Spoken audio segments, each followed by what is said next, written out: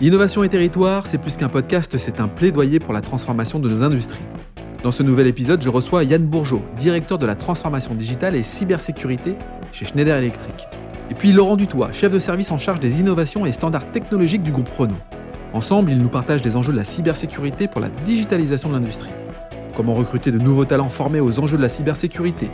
Quelles nouvelles pratiques naissent de la transformation digitale? Comment sécuriser sa data pour gagner en performance? Yann et Laurent nous éclairent sur le rôle primordial de sécuriser ces équipements digitaux. Innovation et territoire, un format proposé par Schneider Electric. Bonjour Laurent. Bonjour Laurent. Alors Laurent, tu es chef de service en charge des innovations et standards technologiques du groupe Renault. Je suis vraiment très heureux de t'avoir ici parce qu'on va échanger sur une expérience entre Schneider Electric et puis le groupe Renault. Vous êtes deux industriels et pour m'accompagner dans ce podcast, je suis avec Yann Bourgeaud, directeur de la transformation digitale et de la cybersécurité chez Schneider Electric. Bonjour Yann. Bonjour Laurent. Bon alors, la cybersécurité, c'est un enjeu, la transformation digitale également. Est-ce que toi, Laurent, tu peux déjà nous donner un éclairage finalement sur la transformation digitale, la cybersécurité au sein du groupe Renault? Oui, absolument, Laurent. Donc Renault, comme évidemment maintenant la plupart de nos industriels, a été convaincu que le digital et la data en particulier apporteraient la valeur dans les mois, les années à venir pour les groupes industriels et donc en particulier pour Renault. Et donc l'entreprise s'est lancée dans une phase de transformation numérique à marche forcée. On a un grand nombre d'équipes en fait qui travaillent sur ces programmes de par la valeur qu'on souhaite en tirer. Et donc on a des besoins qui sont aussi larges que d'améliorer la qualité de fabrication, d'améliorer la maintenance de nos installations industrielles, de pouvoir optimiser notre consommation énergétique, qui sont les gros thèmes phares, on va dire, du moment. Et donc, on s'est lancé dans toutes ces activités-là, et c'est la data de nos équipements industriels qui va nous permettre d'y arriver. Alors, tu dis à marche forcée, je dirais peut-être plus à 100%, à fond, quelque part. Oui, c'est cette obligation d'y aller vraiment d'une manière très forte. Absolument, mais il faut quand même par moment motiver les usines, faire évoluer des compétences, on va dire, pour prioriser ces activités-là par rapport à nos expériences. Alors c'est intéressant parce que Yann, toi tu es directeur de la transformation et de la cybersécurité. Qui dit transformation digitale dit forcément changement de paradigme parfois, d'entraîner les équipes. Quand on parle de transformation digitale, cybersécurité, tu vis la même chose au sein de Schneider Electric? Je pense même qu'avant d'accompagner les équipes, il faut les équipes. Il faut les équipes, ouais. Donc il faut recruter, il faut trouver les bons profils, généralement sortis d'école, ça reste un métier relativement récent. Et puis on accompagne aussi l'ensemble de nos ingénieurs et techniciens, hommes et femmes, chez Schneider Electric vers ces nouveaux métiers, c'est très important, en termes de formation continue, parce qu'aujourd'hui ce sont des métiers qui s'apprennent et qui sont l'avenir clairement de nos forces vives, évidemment. Donc oui, transformation, ça c'est un mot important. Le change management, si on le prend aussi en anglais, quand on accompagne justement nos clients industriels dans cette transformation. La transformation à marche forcée, c'est des termes que je n'associe pas forcément, puisqu'en fait on se rend compte que si on n'a pas l'engagement des équipes, on n'y arrivera pas. Et mettre en place des solutions digitales au forceps, ça ne fonctionne pas. Ça frustre beaucoup de personnes, il y a beaucoup d'argent qui est dépensé. Pour rien, résultat, et pour le coup beaucoup d'énergie évidemment. Donc effectivement, avant de se lancer dans ce genre de programme de déploiement, Laurent a parlé de programme d'entreprise, et c'est vrai que ce n'est pas un projet d'informatique, que ce soit le digital ou la cyber, ce n'est pas un projet, c'est bien un programme d'entreprise. Un projet d'entreprise. Un projet d'entreprise, et donc il faut l'engagement des équipes, et il faut bien expliquer en amont que le digital, que la sécurité informatique va amener de la valeur à l'ensemble des opérateurs, des collaborateurs dans les usines, que ça devient une nécessité. Chez Schneider, je pense qu'on l'a vraiment travaillé en amont, plutôt comme un prérequis, plutôt comme une étape importante avant de connecter finalement nos usines et nos moyens de production. Ça nous a permis finalement de construire nos architectures digitales sur des bases solides, comprises de tous. Et finalement, ça a permis aussi le passage à l'échelle. Vous savez, chez Schneider, on parle beaucoup de smart factory, des usines qui ont accueilli du digital. Finalement, en ayant une base cyber sécurisée, en termes d'architecture, le déploiement est facilité ensuite. Oui, parce que finalement, quand on parle de digitaliser son process, derrière, il y a effectivement sécuriser son process. C'est en ça où la cybersécurité rentre en jeu aussi chez un fleuron de l'industrie automobile qui est Renault. Comment les équipes s'accaparent ce sujet-là ? Effectivement, c'est une des difficultés qu'on a eu à traiter au fil de l'eau, puisque historiquement, nos équipes en charge des technologies sont plutôt des automaticiens. Oui. Et donc là, on a fait vraiment évoluer ce métier, puisqu'on a vraiment maintenant une croisée entre l'IT et l'OT, comme on l'appelle aujourd'hui sur la partie industrielle. Et donc, on est obligé de faire évoluer nos compétences, nos périmètres d'activité, nos collaborations. Et donc, petit à petit, on fait évoluer ces missions, ces métiers. Ça passe plutôt pas mal.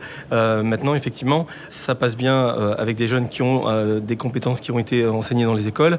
Pour les autres, on les accompagne au travers des formations dédiées, puisque effectivement, il vaut mieux former nos propres équipiers que d'essayer de recruter, notamment par exemple sur la cybersécurité. En ce moment, c'est extrêmement compliqué de recruter des gens. C'est l'un de vos points communs finalement. C'est-à-dire que le recrutement des talents, on les appelle souvent comme ça, c'est difficile. Pour mettre vraiment le sujet au devant, pourquoi c'est aussi difficile et de quelle manière vous vous y prenez finalement pour recruter ces jeunes talents ?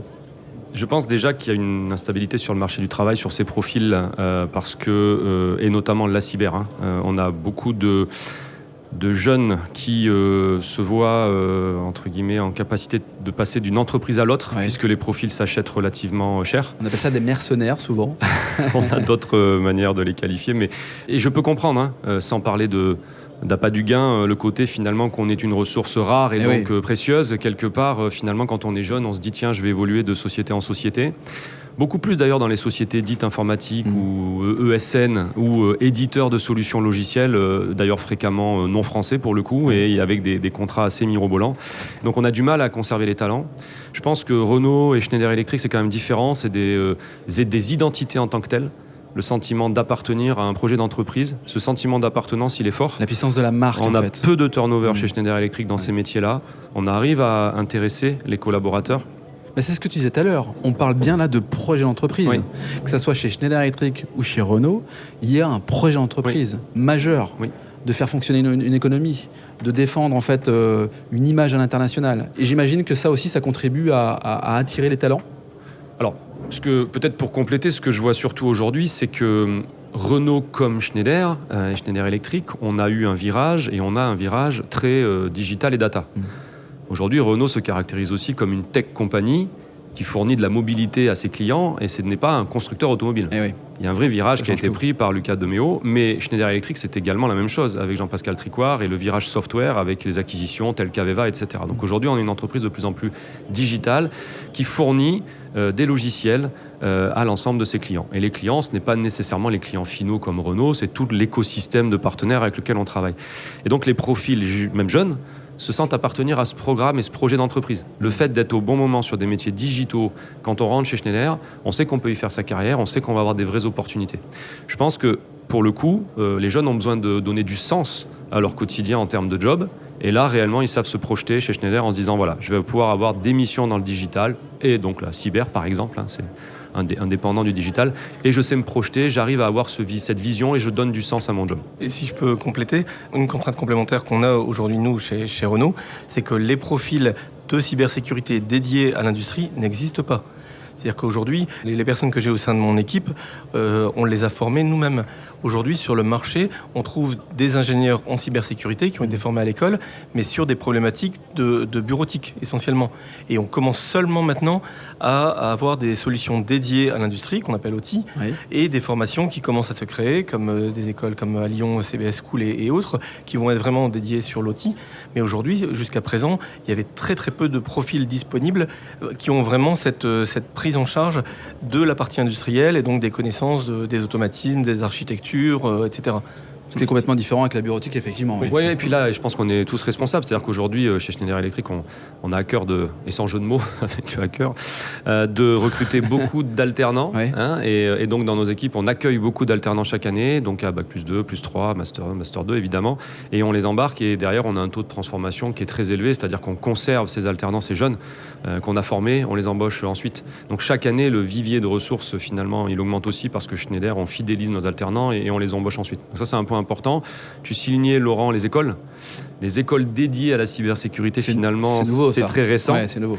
On peut citer 2 écoles, tu as parlé de CSB School, dont on est partenaire Schneider Electric et qui se monte en ce moment là à Lyon.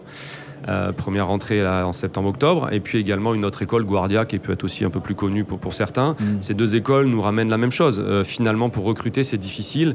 Et ils vont avoir d'autres canaux finalement pour recruter. Les jeunes sont aujourd'hui sur d'autres supports. Complètement. Que ce soit, je pense à Twitch pour les jeux vidéo, je pense à YouTube et autres. Et bien même pour recruter, ces écoles vont devoir utiliser d'artifices pour aller chercher certains profils, et notamment des profils féminins. On parlait justement avec ces écoles de la capacité de recruter des jeunes femmes sur ces métiers-là. Et un chiffre que j'ai retenu et que j'aimerais effectivement vous livrer là, c'est que 60% des gamers aujourd'hui sont des jeunes femmes. Et que finalement, dans ces jeunes femmes, il y en a certaines qui seraient intéressées par des métiers de la cyber, des métiers IT. Oui, bien sûr. Et que peut-être à tort, elles ne viennent pas vers ces métiers en pensant que voilà, c'est pas pour elles.